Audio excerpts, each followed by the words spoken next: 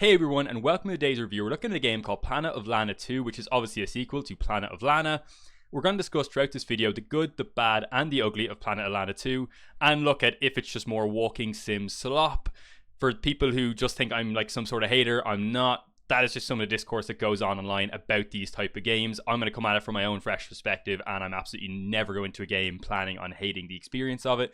This is all part of a series where we look at every single Xbox Game Pass day one game throughout this year to see if Xbox Game Pass is worth the €360 it currently costs for the Ultimate Edition. But before we dive in with the good, the bad, and the ugly, let's discuss what Planet of Lana 2 is for people who haven't played this game or haven't seen one or the second one. Obviously, this is a sequel to the first game. I did not play the first game, admittedly. I don't like to lie to people when I'm making a review. At the time, I wasn't doing YouTube, and this wouldn't normally be the style of game that I would go and play, so I didn't touch the first game. I did go look up the story, watched a bit of gameplay to make sure that I knew kind of what was going on when I went into the second game, so I wasn't going in completely blind for this review. In this game, you explore the planet Novo with your companion from the first game, Myoi. I'm not sure if I'm pronouncing it right, but that's what I'm calling it, Myoi. It's filled with a variety of different enemy types. You don't actually fight any of the enemies. There's no physical combat within this game. It's just you have to maneuver around the enemies is more how you do it. You solve puzzles which are generally enemies that you're trying to avoid or security cameras using the environment around you, whether it's creatures, whether it's using Moi to take down electrical boxes and stuff like that to shut off the cameras for certain periods. There's loads of different ways to tackle the environment. It's really quite creative with its puzzle designs in this game. And this game really focuses on a show, don't tell vibe. I just discussed on my last review in Mini Shoot Adventures how that game had a real show, don't tell. This game has an even more show, don't tell. Like, it's really up to you as the player. Go figure it out yourself, mess around with some things. The odd thing it shows you, but very rarely. It really is just a go and figure it out kind of game. And it was cool. It was something different. I actually did have a genuinely fun time playing this game. There were some frustrating moments, which we'll discuss in the bad section. But in general, I had a good time playing this game, and I think my key takeaway in this part here is if you enjoyed the first one, you will enjoy this game. Let's dive in with what was good about this game. So what was good about this game? Well, the graphics and the sound are two of the key elements I always speak about straight away. Graphically, this game matched the vibe perfectly, and that's all I expect, and yeah, it did it perfect, so happy with that. The sound was really cool in this game. Because they didn't use English or any other language, they made up an alien language for this game that the characters spoke in, so you never knew what the characters were saying other than the prologue. You didn't know what the characters were saying, so the only way to kind of convey what they were saying was through tone. And the voice actors for this game did an excellent job at conveying what they were saying through the tones that they were speaking in this game, and I was really impressed with that, and that was really cool and unique. The story was interesting. I felt invested. Very rare for me to say that for people who regularly watch my reviews. I wouldn't say it was groundbreaking. It wasn't innovative. You're just curing your sick sister. That's the gist of the story. Not to give too much away, because I don't like to give away the story in a review. But it was interesting enough that you felt invested in. Again, kind of what you would expect from a walking sim game. You need to be invested in the story in these styles of games. Throughout the game, because the game lacked combat and you couldn't fight your way out of situations, there was a hint of horror almost, because, you know, I don't like being in the water with creatures that can eat me. And to have that in this game and have no way of fighting back against them, and the only way to beat them was with the environment, was really cool, really interesting, and added that little bit of, again, a hint of horror. I wouldn't call it a horror game, but there was moments where you kind of felt that little shiver up your spine as you were trying to run away from an enemy that you couldn't fight. And I think the game did that really, really well. It had an eerie tone throughout it at times that it really nailed. So that was really cool. The puzzles felt hard, but not impossible. I'm not a big puzzle game fan, because I find what happens with puzzle games is you complete like one or two puzzles, you're like, shit, I'm so good at puzzles. And then the game just goes from here to there with the puzzles, and they just get ridiculously hard. And in this game, I didn't feel that. I felt like they gradually introduced more elements and more puzzle elements to the game over the course of the game, and you gradually learned them. And so yes, the puzzles were difficult, but because of the elements you'd learned throughout the game, they weren't unsolvable. And I just feel like they really nailed the puzzle vibe of keeping it difficult but not impossible. So I was very impressed with that. For someone who doesn't like puzzle games, I wouldn't let that put you off this game, because the puzzles weren't too difficult. And I spoke briefly there about how it used all the elements throughout the game. All the elements you learned, it used throughout the entire course of the game, and I love to see that in games, because I feel like a lot of games teach you something in a game, and then you don't use it for 5 hours, and you're expected to remember that element.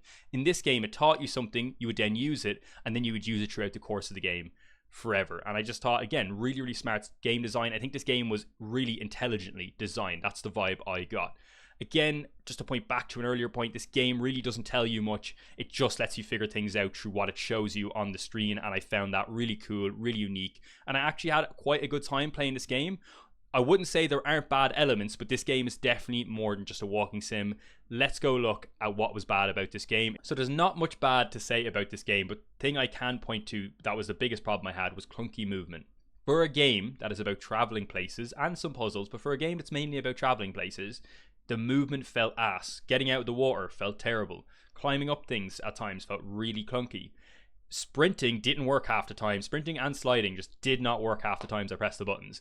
To the point where there's a mission in chapter 3 where you have to cross this crevasse and there's wind coming at you and you need to sprint to get past it. My characters wouldn't sprint. I'm pressing the button. I have to go to the controls to double check that sprint was shift, and it was shift.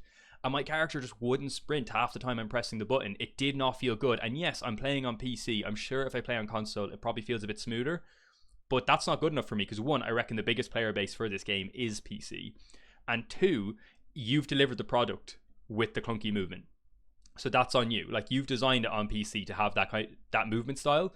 And like I said, the swimming, getting out of the water, climbing, sprinting, sliding, a lot of that just didn't feel smooth. And for a game that is 50% about traveling places and not getting involved in combat, I really feel like that element of the game should feel smooth, and it just didn't. And that was my biggest gripe with the game.